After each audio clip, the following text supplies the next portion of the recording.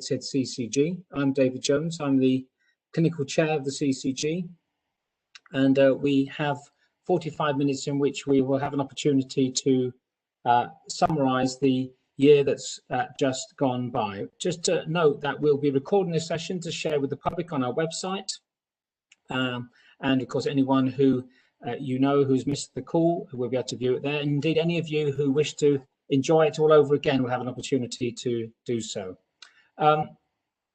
No presentation about anything can really be complete without mentioning COVID-19, of course. And the first thing to say to all our members and all our member practices is thank you so much for your hard work at this challenging time. I don't think anyone could have foreseen a year ago how the world would be. And I know that's had a significant impact on every bit of our working lives and, of course, every bit of our personal lives as well.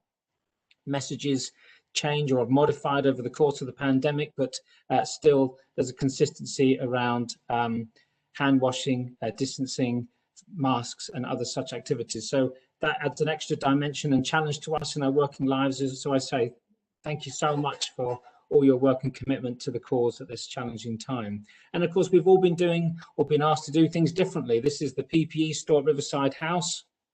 Once upon a time, there were offices and desks in there, and for a long period of time, there were boxes of PPE and gloves, masks, and all manner of other things as we all adapted to the extraordinary circumstances we found ourselves in. So, again, thank you so much for your work and adaptation at these challenging times. I think it's far more, though, about the people. It's strange, isn't it, to look at a photograph like this and feel slightly uneasy because people are too close together. That's how we've become socially conditioned now. But I think we are no less together. We might not be physically in the same place, but I think in terms of our work ethic and our commitment at this time, there's a great sense of togetherness across the members of the CCG, and we're very grateful, as I say, for that work to face this extraordinary challenge. Something else from the archive, a meeting where real people met in a room. Hopefully something we'll get back to at some stage, but recognising that the work that takes place by our colleagues in the CCG as well and the governing body and all the other strands and activities that keep the show on the road and enable us to continue to deliver care to our patients across the Newcastle Gateshead footprint. Without any more ado then, I will pass over to Joe Corrigan, who's the Chief Finance and Operating Officer. Joe. And just to keep people on their toes, because I don't think Joe's actually managed to join, I think we're going to go to slide 25 and do Joe's section in a moment. So okay. We'll just zip to slide 25 whilst Joe joins us. And I guess I wanted to just start by adding my thanks to everyone. It's been a huge amount of work. We realise that so much has happened over the last year. And if we go to the next slide, people remember prior to COVID, we were doing a lot of work around trying to think of the different levels that we offer patient care, and we also try and organise it. And I guess we want to just remind people of those different layers because they're still alive and absolutely things that we need to focus on now in the way that we respond to COVID, and we continue to restore as much care as we can given the precautions and work that we have to do. So I'm going to use that framework for a few slides that both myself and then Mark Adams are going to mention in terms of some of the work that's happened over the last year. So again, thank you for all that's been involved, and this is just a quick overview of some of the work that has happened. And on the next slide we start to talk about some of our work that's happened with involvement of people. This is Chris Pierce at one of our public and patient involvement meetings, and on the next slide we start to articulate some of the different work that's happened with our public and patients over the last year. It's been great sort of trying to think about ways that we can still carry that on in the COVID time, and I'm very grateful for people organising online sessions with the public, trying to still get their involvement in different work streams that we are having. As I say, there is a lot still going on there. We still want to keep the public and patients involved in all that we do. On the next slide, we talk about all our work with PCNs, and on the slide afterwards, we just remind people we still have 7 PCNs in Newcastle, and the analogy that's often used in Newcastle is 7 PCNs, 4 localities and 1 place, and trying to get this geography working where we have absolutely the knowledge and expertise of those practices that are working in our communities, feeding into the different strands that happen at scale. So we've very much done a lot of work to try and support PCNs that we'll mention in a moment. If we just show the the Gateshead slide of the different PCNs, which just reminds us that we have 5 networks and 5 different geographies that we serve in Gateshead, and again lots of work that's happened between those two. If we go to the next slide, we talk a little bit about the key actions that have happened between our different PCNs in the way that we've supported some of the national asks. We've also done some work where a number of us went to Fleetwood to try and see what one of the smaller networks in the country have done to try and really think beyond just what the requirements are about what the opportunities are. And I think that's been a really helpful refresh to try and think how communities really could be served in a different way as we try to tackle health inequalities and as we try and go way beyond just looking at services. On the next slide, it just mentions some of the other actions that we've been doing and trying to think about how we can both invest but also support. We have a leadership program that's just concluded in Newcastle, and we have one that's just starting in Gateshead with a lot of the PCNs involved in both programs. So we really hope that that and many of the other support has really helped PCNs not just deliver a national ask, but go into some of the potential future that we could hopefully offer. Obviously, all of this feeds into our place-based working, and our relationship with the local authorities have really grown over the last year. And if we focused again with Newcastle to start with, we have some really good place-based approach to our health wellbeing in Newcastle, a very strong leadership group called our Joint Executive Group. And this has worked incredibly well with the next slide, which describes our Joint Delivery Group. And these two levels bring together a number of different people from the partners in Newcastle, not least our primary care networks, and trying to think how we can use the money better, how we can work in a more integrated way. And it does feel that that world of competition we used to have with providers, we have moved well away from, and very much trying to target health inequalities, but also recognizing, not least with COVID, the challenges we have in our area to try and deliver all of this in a very difficult time. In in Gateshead, we have a similar place-based approach. We have a number of partners similar to the Newcastle Joint Executive and Joint Delivery Groups, and we also have a similar set of transformation programs which are listed on the slide. And if we go to the list of actions that we've covered over the last year, we have done a lot of work, not just with the leadership program supporting PCNs, but trying to evolve relationships and trying to make sure that there is opportunities for providers to work together and for commissioners to work together. And we've been very grateful for the joint appointments that we have between the CCG and the local authority, enabling the feeling of one team working in Gateshead, which mirrors a lot of the one team working in Newcastle. I'm going to stop there. I know I've gone quite fast through a number of slides there, and I guess we just wanted to give you a flavour of some of the things that have evolved over the last year to remind you, because we know that COVID has probably lost a lot of the memory of all of that. And I guess as in all of this, we very much wanted place-based working to be the priority and networks being a key delivery for the future, but that very much needs support from those things happening at scale. And I'm going to pass to Mark Adams to mention a little bit about what's happening at ICPs and ICSs and how that at scale work can support some of the work that's happening. Mark. Thanks, Mark. Next slide, please. So as Mark has just alluded to, there is a huge amount of work, and thanks to all colleagues who are involved doing that work at a place-based level, which is starting to lever things for our public and patients. While that work is going on, we're also continuing to see the development of work at an ICP level and also at an ICS level. So at an ICP level, the North ICP, it's the largest of the 4 ICPs in the ICS. And it has our 3 CCGs in Northumberland, North Tyneside, and ourselves, Newcastle Gateshead. We've also got the 3 foundation trusts, the Mental Health Trust, and we have 4 local authorities and also the Ambulance Trust as well. So it is a very strong group in its own right. They are all pretty much very high performing organisations generally in lots of different ways. So it is a very strong ICP in the ICS itself. Next slide, please. In terms of the work of the ICS and the ICP, we are very, very clear that 80–85% of our work will happen at a place-based level, and that's clearly just been articulated in terms of the wide range of things that Mark's spoken about that you're all involved with. But at an ICP level, the discussion has been about so what more could we do by working together? What more could we do for our public and patients by working together? And certainly at an ICP level, there are 3 areas working in conjunction with our local authorities where we believe that we can do something slightly different. Now, To a great extent, some of this has been put on hold by the COVID crisis that we're in, but nevertheless, those three areas are, and what more can we do in terms of going further faster for prevention? Noting the fact that health and social care are huge employers in our areas, what can we do more about creating better and more jobs for our populations? And the third thing is, what can we potentially do about climate change? Bearing in mind that some of the figures might indicate that up to 5% of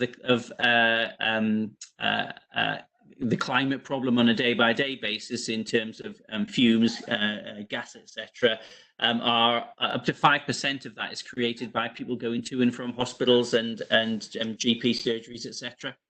So there was everything to play for there in terms of trying to do something different before COVID. We haven't forgotten those things. They've just been put on hold slightly, obviously, while we're dealing with the current scenario. That said, we're also in the process of ensuring that we continue to do the development work of the ICSs. And ICSs have continued to develop across the whole of the country. And some of the big things for the ICSs, again, under the banner of place-based working is kind of sacrosanct, and that's the place where we want to be doing most work. But equally, there are some things that we want to consider at an ICS level. Tackling health inequalities is certainly one of those things, and how we get a fundamental shift in outcomes for all of the people of North East North Cumbria is very important to us all. But there are also other areas, those continue to be under review. But as you'll see with the next slide, please.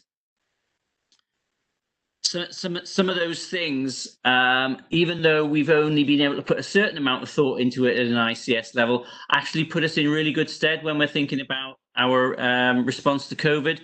For instance, all the work that Mark Dornan has been front and centre in terms of leading across the whole of the ICS in terms of digital care has put us in a great position to be able to deal with COVID. Obviously, we didn't know COVID was going to happen, but nevertheless, we did get a significant benefit out of that. In terms of the other areas, population health and prevention will continue to be a big focus for us, as is the optimising health services element, which is about where we will expect and want to see services delivered in the future, particularly when we're thinking about how the big hospitals will work together. Next slide, please. Workforce transformation, again, another big area for ICS priority work streams, and work has continued in the background about that. And again, that agenda will also link together with this agenda with our local authority colleagues, because the COVID crisis has very clearly meant that the work environment, the workplace is changing for all of us, but it also means very many jobs will be disappearing potentially in our workplaces. And again, it's what the opportunity might be for the NHS and care to be able to support some of those jobs. Mental health continues to be an ICS focus, as does learning disability. Those things haven't gone away. Next slide, please. So before I pass to David, I guess just in summary, just to reiterate the fact, our place-based level of working is the most important for us, where 85% of our work will go on. There is work for us to do at an ICP level, and in particular, if I think about the work that we're being asked to do around finance, that Joe will no doubt cover. You know, it is an ICP consideration for us, but also that work hasn't gone away at an ICS level, and in particular thinking about health, population work, prevention work, and indeed all the work that Mark was able to take forward in terms of digital are really good examples of that. So I'll stop there and pass across to David. Okay, thanks very much, both Marks. If we can jump back in the slide order, back to Joe's slides, please.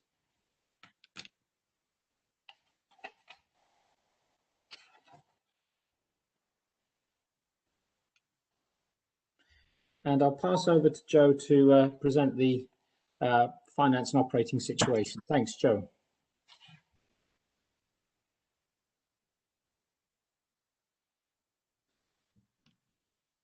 Joe, are you still muted? Yes, I'm off mute now. Okay, thanks very much. Go ahead. Yes, sorry, Chair, that I'm up to running order up here as connection problems. So in terms of the financial position and performance of the CCG during 1920 and 20, If we can just move through the slides, please. In terms of performance, we can see there an array of ambers, and with respect to key performance indicators for the CCG.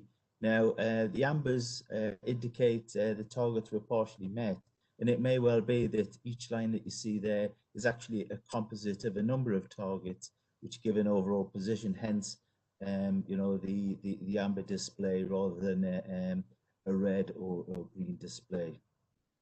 So in terms of 4-hour wait, clearly the service was significantly challenged pre-COVID in terms of 4-hour wait in accidents and emergency. And for the year, we marginally failed to achieve the 95% target that's required within the NHS. In terms of the two hospitals, Gateshead performance was significantly down from that 95% target.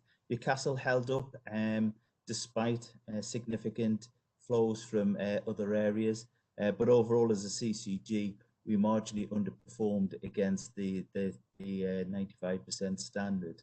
Similarly, in relation to ambulance response times, in terms of Category 1 responses that need to be attended to within 7 minutes, the CCG actually achieved with an average for the year of just under 6 minutes. So in terms of the most life-threatening, most critical calls, the CCG actually met the NHS targets for responding to Category 1 calls. However, in relation to Category 2, 3 and 4, performance was not as required by the standards in relation to those types of calls.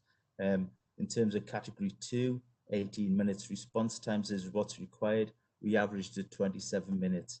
And it's probably fair to say the call volumes and call outs for the ambulance service was significantly above previous year's levels. We are on actually a 4-year transformation programme working with the ambulance service, but clearly volumes and attendances are really way beyond previous year levels.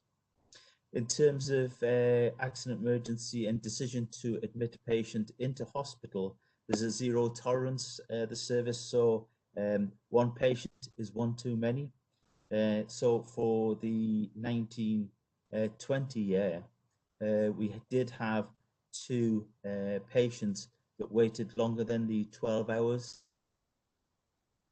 required, and those both occurred in the QE hospital during times of unprecedented demand in terms of sort of hospital demands, hence the longer waiting times.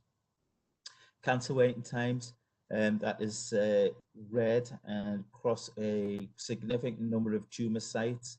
The service does, pre-COVID, was significantly challenged in terms of meeting cancer waiting time targets, both in terms of the 31-day target and the longer target to definitive treatments. Now, clearly, COVID has also brought about significant challenges in terms of backlogs and also what measures the service has to put in place in order to provide a safe service for patients attending in the COVID environment. And clearly, capacity and throughput is not what the levels we were achieving sort of pre-COVID. So that just adds to the challenges in terms of our cancer waiting times. In terms of hospital-associated infections, again, we just marginally failed to achieve the required standards set out across a number of sort of infection measures for the NHS. And in terms of access to psychological therapies, again, we were immensely challenged. But there were some areas in terms of the composite indicator that actually as a CCG we were actually achieving, but overall, again, we remain challenged in terms of achieving the targets required by the NHS. Referral treatment times, 2 indicators here. One is the time patients are waiting for treatments in terms of elective care, but also the number of patients that are waiting for their operations. And whilst we are currently seeing the actual numbers of patients who are waiting because of reduced demand for elective service during COVID, actually the numbers of long waiters are significantly increasing, and that's a cause of concern for the whole of the NHS. And finally, in terms of mixed sex accommodation, we achieved the required standards for not having mixed sex accommodation within our local NHS providers. Next slide, please.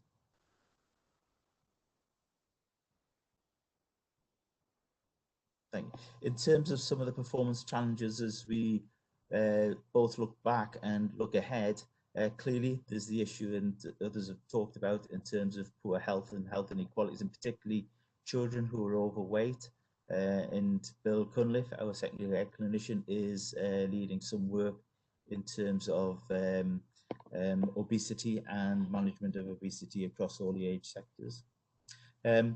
In terms of falls and injury from falls in older people, again, our Steve Parry, our LD clinician, is looking at and is doing some significant work to improve the position for injuries from falls.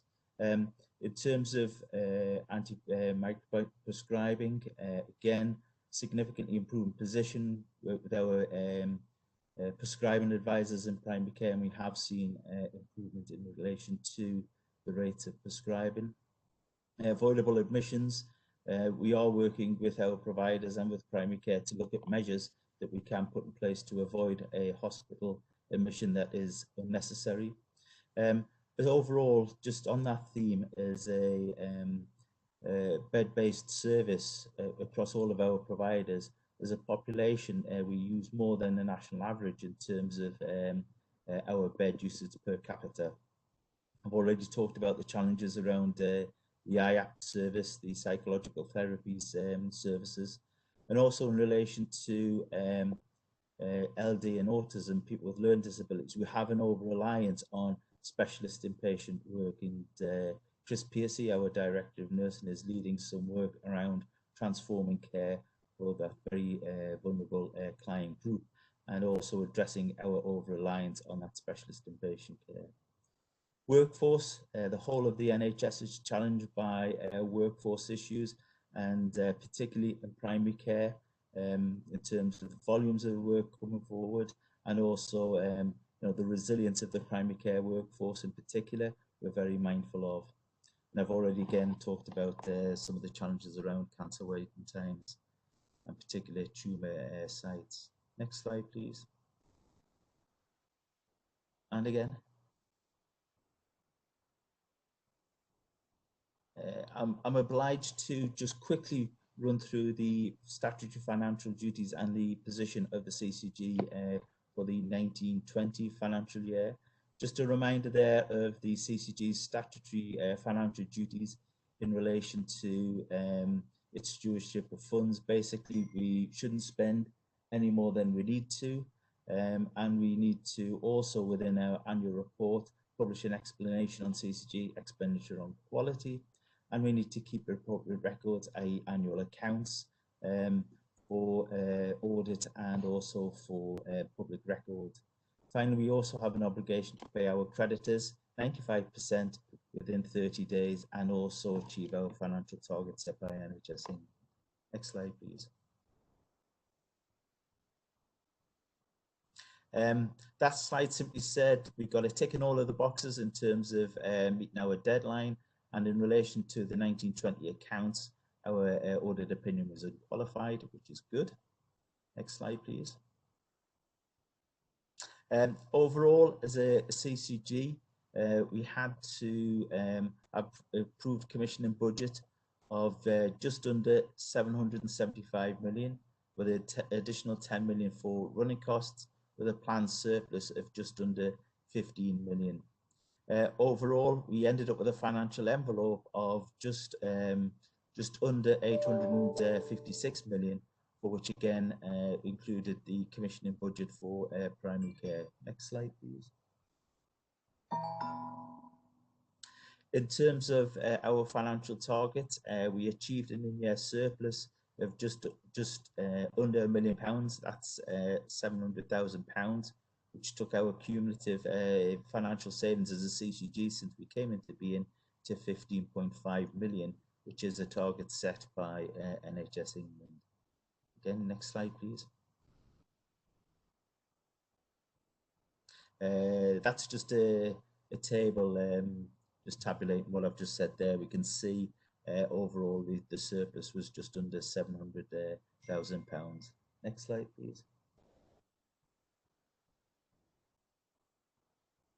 In terms of the obligation to pay our creditors within 30 days against the 95% target, once again, we can see by way of volume and value, both for NHS and non-NHS creditors, we actually significantly exceeded the 95% target, where it's hitting circa sort of 99% of undisputed invoices, which is good. Next slide, please. This is just a pie chart. There's a series of charts coming up just to illustrate how the money was spent. And clearly, the largest proportion of our expenditure relates to acute services. And as we wheel clockwise round, the next biggest section of expenditure relates to primary care and prescribing at £101 million. The next section, you can see from the graph there, is mental health and learning disability. So it's just over £100 million. The purple segment there is an interesting one, continuing and funded healthcare. It really is a significant growth area, and these is a cost of care for our most complex patients in the community. And we can see, if you just jump down to below, that actually we spend more on those individuals than we do on the entirety of community services at just under £68 million. The blue box in the middle, the blue legend, as I say, is our primary care co-commissioning budget of just under £70 million. If we can just move to the next slide. So this is actually how the money was spent by provider, by organisation. So again, the largest part of as we wheel around from 12 o'clock is with Newcastle Hospitals. Around 32% of an entire budget is spent with Newcastle Hospitals. Gateshead Hospital is next, as you can see, in terms of 18%, and various other providers you can see sort of diminish from that level of 18% as we wheel round back round to sort of 12 o'clock there. Next slide. I always find this slide most interesting, and it basically sets out expenditure since we came into being as a CCG across the care settings, and we can see continued growth in acute care by way of the largest element of our expenditure. Mental health services until recently has been relatively flat until we've had the mental health investment standard brought into place. Again, we can see growth in community services as well, which is welcomed. As again, we move to the right-hand side, continuing healthcare, steady increase in costs that I've already mentioned. Prescribing, we've maintained pretty flat, and thank you for all your efforts in that regard. And primary care, that's the CCG's expenditure on primary care, and just to the right of that, in terms of GMS and PMS contracts, that is the delegated budget we get from NHS England. But it just shows the gearing effect of £1 in sort of primary care or community services versus £1 in acute care, just how much more value we may get, or the comparative costs of care in those settings. Next slide, please.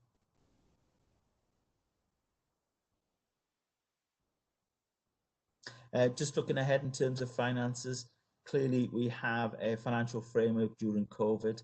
We've just received our allocations for the remainder of the financial year on an ICP footprint, and we're currently working through the implications of our allocations with our provider colleagues and CCG colleagues across that ICP footprint. So that's probably very much work in progress at the minute.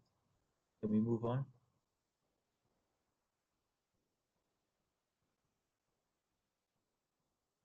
So just a couple of slides to finish. In terms of QIP, just to remind everyone, QIP is how the service can avoid cost, improve productivity through improving quality, innovation, productivity and prevention.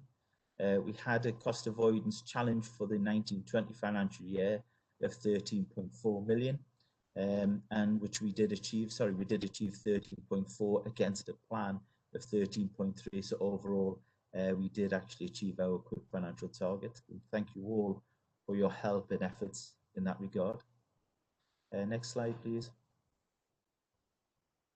And again, this is just a pie chart showing how across the various programs of work that we've managed to achieve that 13.4 million. And again, primary care services prescribing, again, in terms of cost avoidance, significant assistance in achieving that target. So again, thank you to you all for your efforts. I think that's the final slide. Yes. Okay, thanks very much, Joe, for that run through the finances and performance. It's very comprehensive, and I'm sure everyone's welcome the detail. Before I go any further, just to say, if anyone, I know some of you have been submitting questions into the chat function, please do put them in there. We are collating them all. Mark Dornan will summarise them at the end. So please do use that chat function. As I say, we will pick up all the queries and we will address them. So I guess finally, looking ahead, which can be a challenge, because I think at the moment we probably all feel that looking ahead means getting through tomorrow or getting to the end of the week, because there's certainly a lot of pressure within our member practices at this time.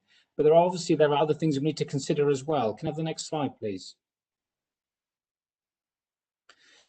So the challenges for the NHS, I guess we have to say right at the moment, top of the list would be COVID-19. And of course, we've seen the recent rise again, and that will be having an impact on how we perform and how we work and how we work with our partner agencies.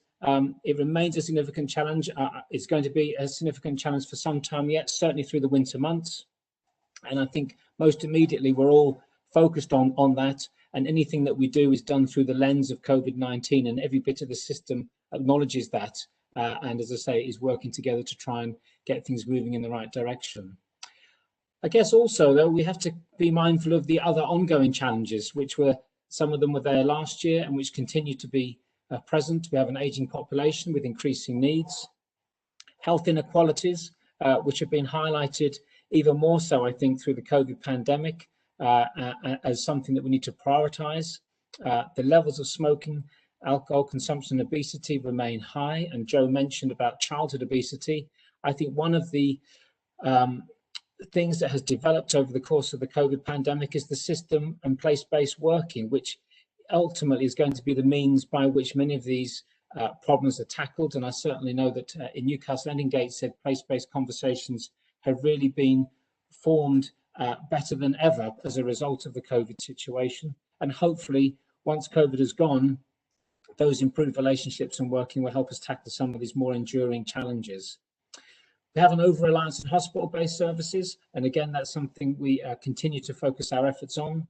We have the challenge of increasing high-cost drugs and the cost of new medical technologies, which of course, we welcome new technologies, we welcome new medications to help our patient population, but recognise that that comes with a cost and therefore presents a challenge, particularly mindful of the limited growth in financial allocations in the future. So against all these challenges, recognising that finance isn't a bottomless pit, and there are ongoing challenges around the finance coming in to the NHS. Next slide, please. You don't worry too much about getting into the detail of this slide. This just picks out one issue, and I think Joe mentioned it from last year, the challenge around our cancer performance. This looks at the different types of cancer down the left-hand side and the various CCGs across the top. But the bottom line is every bit of the system's struggling, every bit of the region is struggling to a greater or lesser extent. And there's no doubt that cancer and the challenge around cancer and the performance improvements are going to be necessary if we're going to see a turnaround in some of these numbers and some of these colours. Next slide, please. And I think Joe also mentioned about waiting lists. Well, of course, waiting lists have been a problem for a while. We've continued to work and get close to our targets. And of course, everything's been skewed recently by COVID-19. Referrals have gone down, which superficially might seem like a good thing. But of course, we know there's probably a lot of unmet need out there. There's all sorts of reasons why people haven't come forward. And of course, beneath these figures, when we dig a bit deeper, we see that the 18-week waiting time has gone up quite significantly. And of course, that presents all sorts of challenge to us. We'll no doubt be having patients telling us they're still waiting for appointments, and we'll be struggling ourselves to try and get them seen in a timely way. So this is part of the big challenge for the year ahead. We know that as part of the phase 3 response to coronavirus is the bringing back of all our non-urgent services, and we're working hard with our providers to try and ensure that these waiting lists are managed, and particularly those patients who've been waiting for a long time receive their appointments and treatment in a timely way. Okay, I think, I don't know if you have another slide, a thank you slide. I think at this point, I don't know if there's any particular questions that we wanted to try and address. I'm looking at Mark to see if there's anything you'd like to come back on, having looked at some of the questions that have come up in the chat function. Absolutely. Thank you very much, David, and trying to reply to all of them at the same time. So apologies if there's a bit of a delay to some of them. I guess just to give a quick flavour of some of the questions that have been sent through the chat function, the first one is about the practicalities. So just to remind people, the slides will be the slides and the recording will go into the bulletin, and they'll be saved on GP TeamNet. We'll let you know as soon as the slides are available. We've had a few questions in terms of the performance dashboard, particularly on psychology. We're well aware that the Newcastle Psychology Service is absolutely not as we would want it. All providers, as well as the CCG, are working together to try and address that. And we know it's gone on for years, and we are deeply sorry that patients can't get the access that we would all want them to. Just so that you know, Gateshead service is one of the leading ones in the country, so it has therefore on average meant that we are not in the red category for psychology just because of the way that the numbers work, but we absolutely take that point. There was a question about 111.